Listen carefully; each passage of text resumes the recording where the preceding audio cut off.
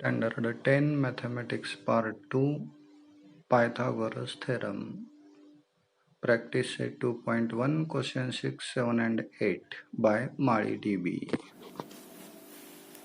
विद्यार्थी मित्रांनो बघा आपल्याला प्रॅक्टिस सेट 2.1 मधला क्वेश्चन 6 सोडवायचा आहे. क्वेश्चन काय बघा, find the side and perimeter of square whose diagonal is 10 centimetre. Square दिलेला आहे म्हणून स्क्वेअरची फिगर काढून घ्या. त्याला काय पण नाव द्या ABCD आणि त्याचं डायगोनल जोडून घ्या. अशी फिगर मिळाल्यानंतर स्क्वेअरच्या दोन प्रॉपर्टी लक्षात घेऊया आपण. Each angle of square is right angle. Therefore, this angle is 90 degree. Then another property is all sides are congruent. All sides of square are congruent. Now consider triangle ABC. We can use Pythagoras theorem in triangle ABC. Therefore, let us write down in triangle ABC. Angle ABC is equal to 90 degree. Therefore, by Pythagoras theorem,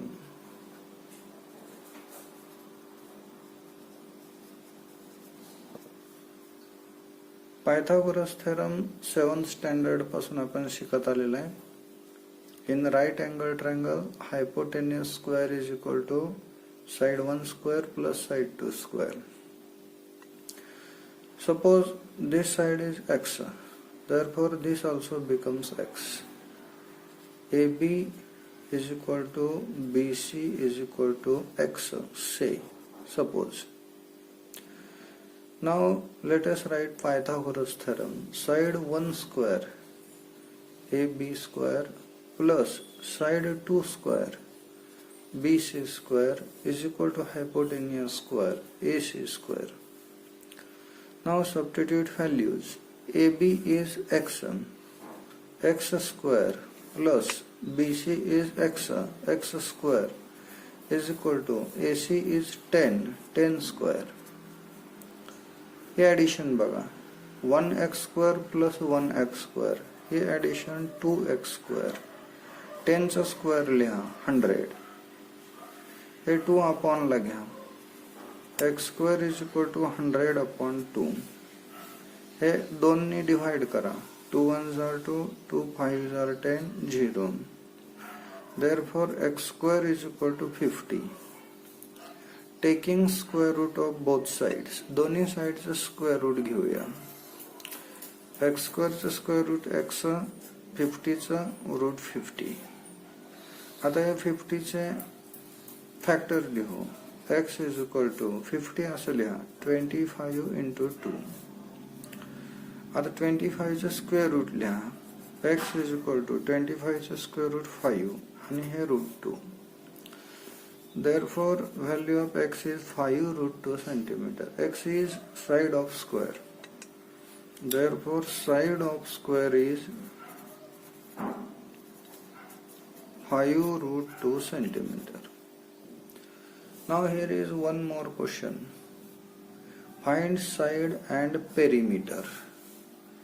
Perimeter means sum of all sides.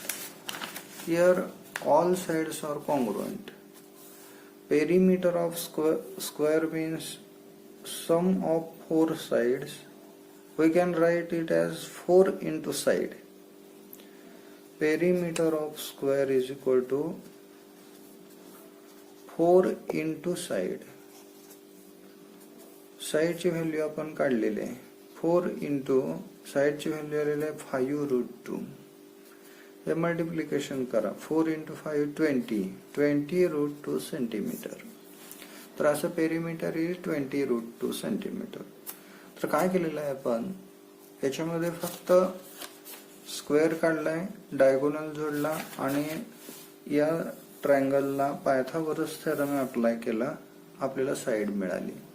4 into side formula वापरून आपल्याला perimeter मिळते. तर असं हे question number 6 आपल्याला solve करायचं आहे. आता बघा मित्रांनो, आपल्याला हे क्वेश्चन नंबर 7 सॉल्व्ह करायचं आहे.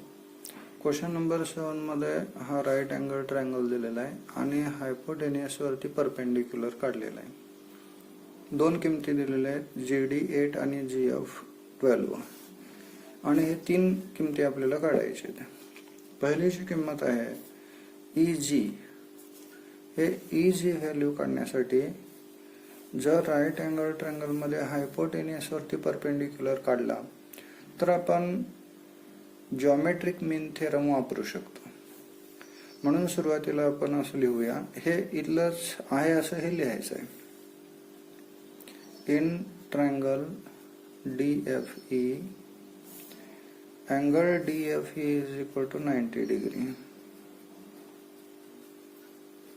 अँड हे इथलं दिलेलं लिहायचं आहे FG परपेंडिक्युलर ED.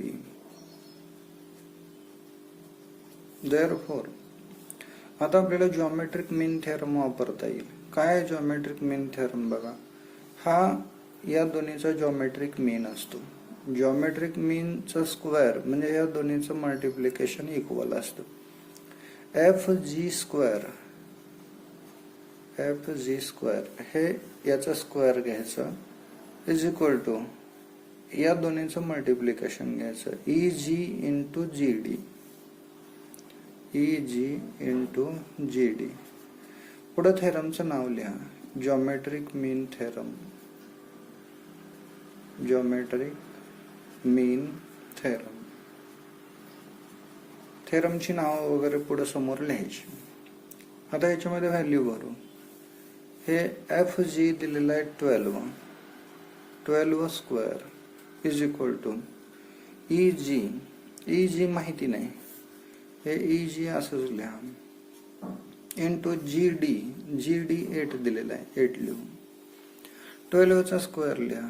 12 चा स्क्वेअर तुमचं पाठ आहे 144. पाठ नसेल तर 12 इंटू 12 करा is equal to EG into 8. हे 8 इकडं आणा, अपॉन ला येईल. 144 upon 8 is equal to EG. 8 ने डिवाइड करा. 8 1 जार 8. 6 राहिले, 6 वरती 4 64 झाले. 8 8 जार 64. Therefore EG is equal to 18. तर असं हे जे EG आहे याची व्हॅल्यू आपल्याला मिळाली 18. आता दुसरी व्हॅल्यू काढायची आहे FD हा ट्रायंगल FGD चा हायपोटेनियस आहे. तर हायपोटेनियसची व्हॅल्यू आपल्याला काढायची आहे. सिम्पली पायथागोरस थेरम वापरायचा आहे. इन ट्रायंगल, हे ट्रायंगल घ्या FGD. In triangle FGD by Pythagoras theorem.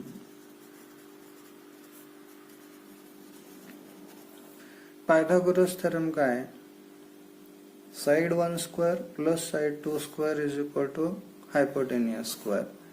Side 1 FG square plus हे side 2 GD square is equal to हा हायपोटेनियस FD स्क्वेअर. याच्यामध्ये व्हॅल्यू भरू. FG दिलेला आहे 12 स्क्वेअर प्लस GD दिलेला आहे 8 square is equal to FD square. 12 चा square 144, 8 चा स्क्वेअर 64 FD स्क्वेअर. ऍडिशन करू. 4 and 4 8, 4 and 6 10, carry 1 and 1 2. 208 is equal to FD square. Taking square root of both sides, FD is equal to square root 208. आता 208 कितीचा square आहे, तर 208 हा perfect square नाही, म्हणून 208 चे फॅक्टर घ्या. FD is equal to square root 208. 208 चे आपण असं फॅक्टर घेऊ. 208 4 ने डिवाइड करू. 4 5 जार 20, 4 2 जार 8. 4 इंटू परत त्याला 4 ने डिवाइड करू. 4 1 जार 4, रिमेन 1, 12, 4 3 जार 12. 4 इंटू 4 इंटू 13 असं फॅक्टर आले. Therefore FD is equal to square root 4 into 4 into 13. Therefore FD is equal to 4 चा square root 2, 4 चा square root 2 आणि root 13. हे मल्टिप्लिकेशन करा. FD is equal to 4 root 13 असा आपल्याला आन्सर मिळेल. तर पायथागोरस थेरम वापरून दुसरी व्हॅल्यू आपण काढली. आणखी एक व्हॅल्यू आपल्याला काढायची आहे. ते तिसरी व्हॅल्यू विचारले EF.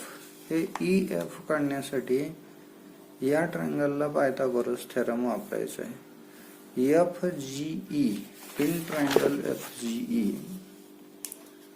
in triangle FGE by Pythagoras theorem. Pythagoras theorem कसं आहे बघा.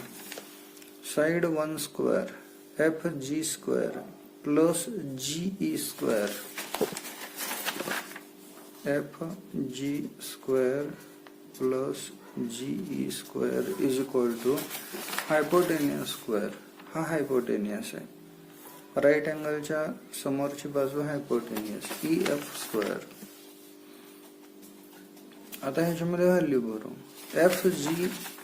FG आहे 12 आणि हे GE आहे 18. 12 आणि 18 व्हॅल्यू भरू. 12 square plus 18 square is equal to EF square. 12 चा स्क्वेअर लिहा 144.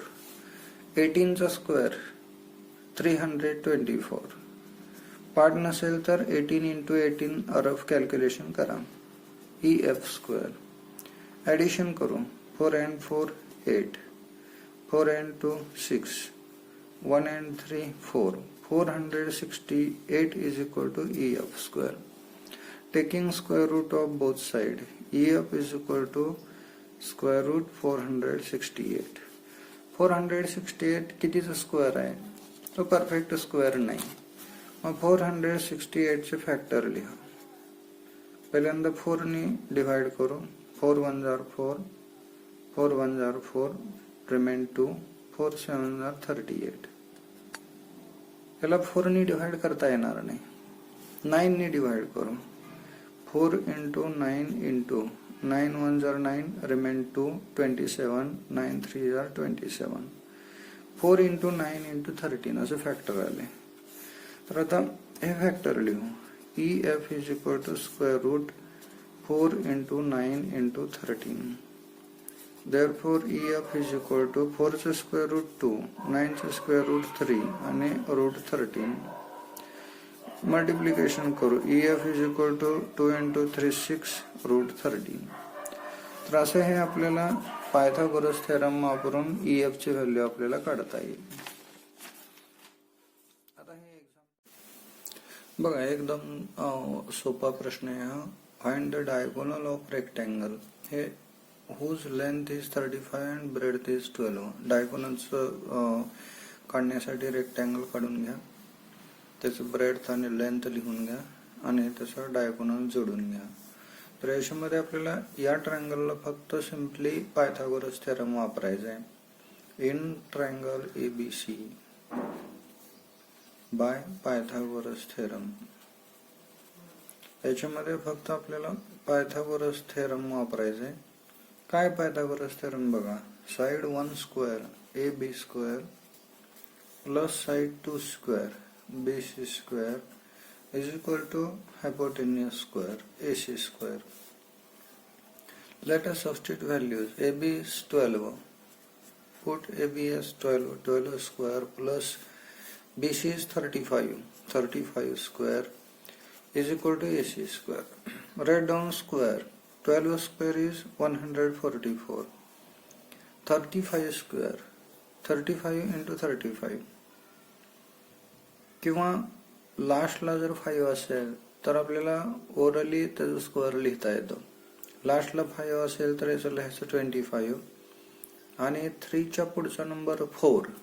3 आणि 4 चं मल्टिप्लिकेशन करायचं 12. तर असा स्क्वेअर आपल्याला लास्टचा 5 नंबर असेल तर लिहिता येतो. Is equal to AC square. Addition करू. 4 5 9, 2 and 4 6, 2 and 1 3 and this 1. taking square root of both side, AC is equal to root 1369. याचं स्क्वेअर रूट काढण्यासाठी अंदाजे स्क्वेअर रूट काढायचं सिस्टीम वापरायची. अंदाजे म्हणजे कसं, याचं हे 35 पेक्षा जास्त असणार. मग 35 पेक्षा जास्त किती, 36, 37, 38, 39, तर लास्टला 9 आहे. जर 37 इंटू 37 केलं तर लास्टला 9 येऊ शकतं. म्हणून 37 इंटू 37 मल्टिप्लिकेशन करून बघायचं, ते एवढं येतं. म्हणून हे 37चं स्क्वेअर आहे. Therefore AC is equal to 37 centimeter. Therefore diagonal of rectangle is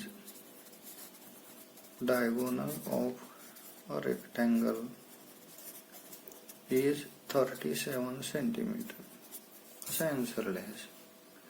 तर फक्त याला पायथागोरस थेरम वापरून आपल्याला डायगोनल काढता येतो. सोपे एक्झाम्पल आहेत. हे 3 एक्झाम्पल सॉल्व्ह करण्याचा सराव करा. Practice makes man perfect. Practice करा.